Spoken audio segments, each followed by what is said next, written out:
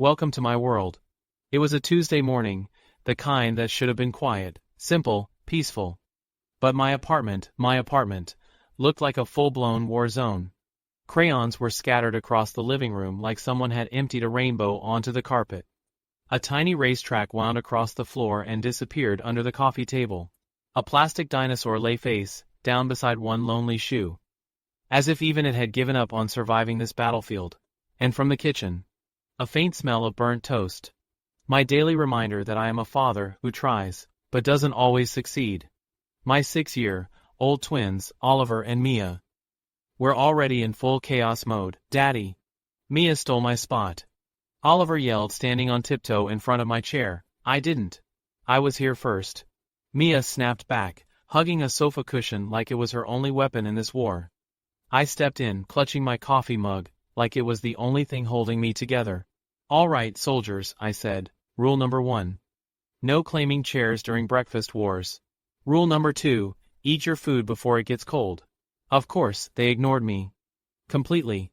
Mia tickled Oliver. Oliver grabbed her cushion. And suddenly, there they were, laughing, squealing, running in circles, while I tried not to spill my only source of sanity, my coffee. This was my life now. At 30, I should have been the picture of a CEO: crisp suits, sharp decisions, perfectly controlled days. And yes, outside this apartment, I was Ethan Carter, the man who ran the Carter Group, the youngest business mogul the board still didn't know whether to fear or admire.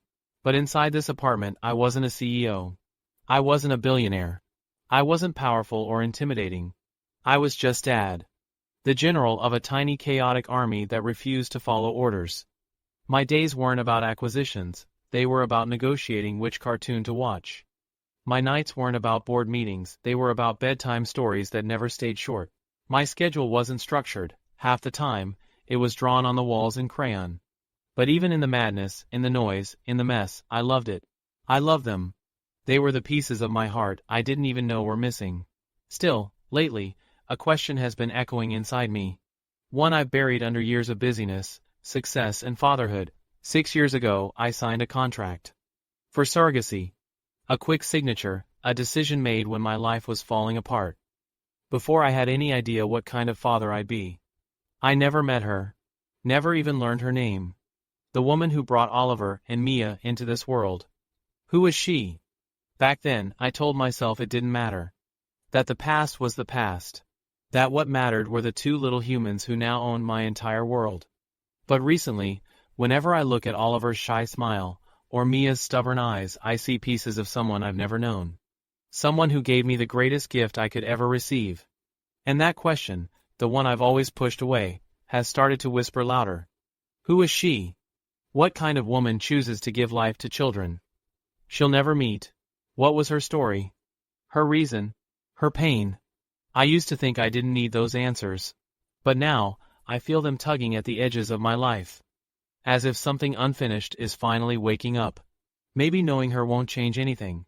Or maybe, it will change everything. And deep down, I can't ignore it anymore. Because sometimes, the past doesn't stay buried. Sometimes it finds its way back to you. Maybe, just maybe, the answers I've been avoiding are already closer than I realize. It was a rainy Thursday morning.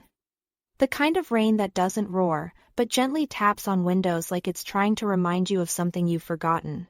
My studio smelled of fresh paint, warm coffee, and a hint of lavender from the candle I kept burning on busy days.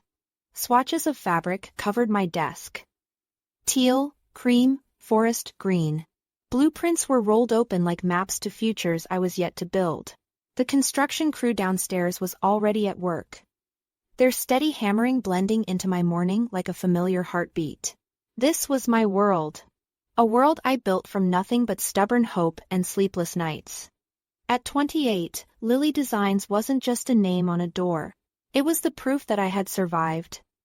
Every loss, every struggle, every silent night where I doubted everything about myself.